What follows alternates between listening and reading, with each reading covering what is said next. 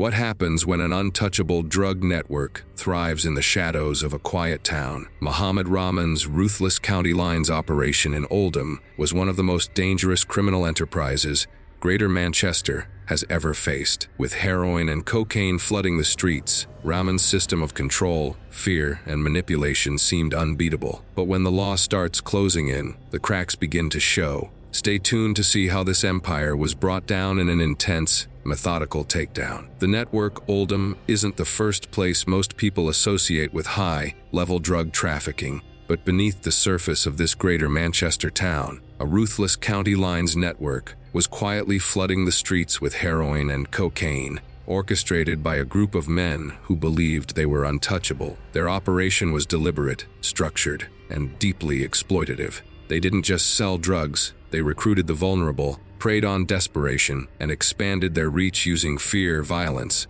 and encrypted communications. At the center of this network was Mohammed Rahman, a man who played the role of puppet master. With his orders, the streets were kept stocked, runners were deployed, and anyone who resisted was swiftly dealt with. Alongside him stood a tightly knit group of trusted lieutenants and facilitators, each responsible for moving large quantities of Class A drugs across Oldham and beyond.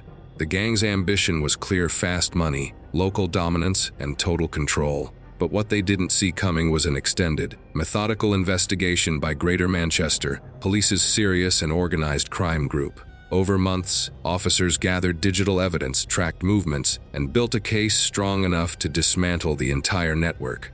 This is the story of a criminal enterprise that thrived on misery and how it was finally brought down. The roots of the Oldham County Lines operation stretched deeper than many realized. It didn't emerge overnight and wasn't the work of a few reckless individuals. It was an organized criminal network, calculated, compartmentalized, and quietly expanding its reach over time. Rahman's control at the helm of this operation was Mohammed Rahman, a 28-year-old from Chatham, whose reputation in the area was one of quiet dominance. He wasn't loud or showy, he didn't need to be.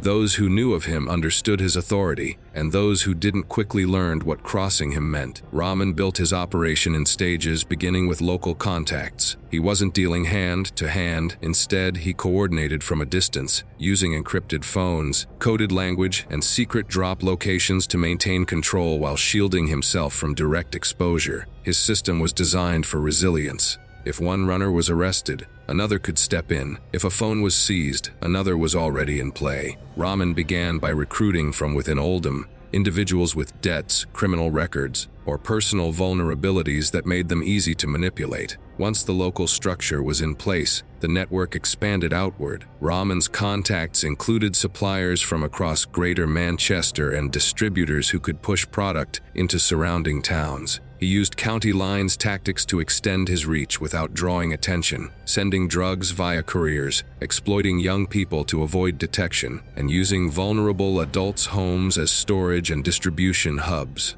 Rahman's control wasn't just about managing drug supply, it was about controlling people. Runners weren't hired, they were owned. Many were teenagers or vulnerable adults coerced into servitude through threats, addiction, or false promises. Some were groomed with gifts and money, others were blackmailed or beaten into silence. Rahman ran the show from the shadows, issuing instructions through encrypted devices, sometimes only active for hours before being swapped. His control over the operation was absolute. No one stepped out of line without facing consequences. Expansion and tactics. Rahman's network didn't stay contained within Oldham for long. As the local operation solidified, it began to expand outward. His contacts included suppliers from across Greater Manchester, and he established distributors who could push the product into surrounding towns. Rahman was adept at using county lines tactics to extend his reach without drawing attention. He sent drugs via couriers, exploiting young people to avoid detection and turning vulnerable adults' homes into storage and distribution hubs. This tactic, known as cuckooing, allowed Rahman to keep the flow of heroin and cocaine unbroken, even when law enforcement was on the lookout. The gang's methodical approach ensured that they could evade detection. Routes were mapped carefully, with couriers choosing quiet hours and safe roads to avoid police cameras. These routes weren't just planned out of convenience. They were calculated to avoid the high-risk zones where law enforcement typically operated. Rahman's lieutenants, like Jamal Ali and Jason Wakeford, played critical roles in executing these tactics, managing logistics and ensuring drugs moved smoothly between locations.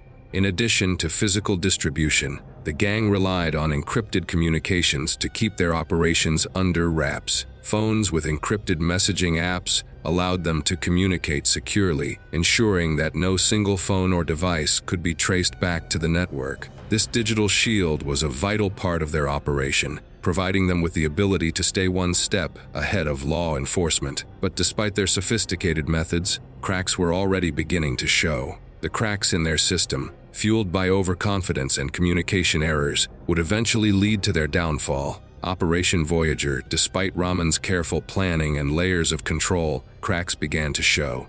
Greater Manchester Police's serious and organized crime group began their investigation, dubbed Operation Voyager.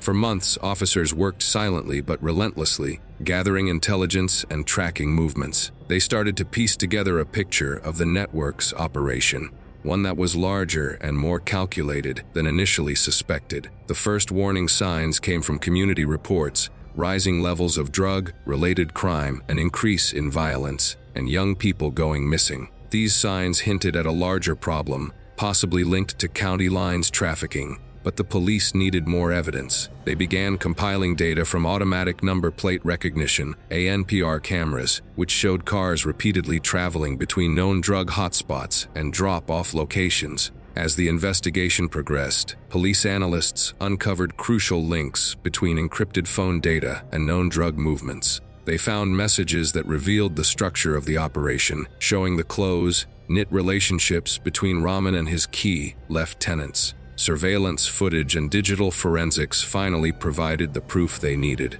and the net was closing in on the network. The stage was set for a coordinated takedown. Courtroom reckoning. After months of meticulous investigation, the final phase of Operation Voyager unfolded with simultaneous raids across Oldham, Chatterton, and surrounding areas. The police targeted key addresses, including safe houses, stash points, and homes used for drug distribution. The arrests were swift but thorough, taking down the gang's structure from top to bottom. Mohammed Rahman, the mastermind behind the operation, was arrested at a residential address. Encrypted devices, cash, and detailed notes about drug quantities were found, revealing the inner workings of his empire. Jason Wakeford, responsible for logistics, was arrested with burner phones and drug packaging materials in his vehicle. Jamal Ali, who handled transportation and finances, was also taken into custody after a long surveillance operation. Muhammad Amin, one of the most exploitative figures in the network, was found at a vulnerable addict's home,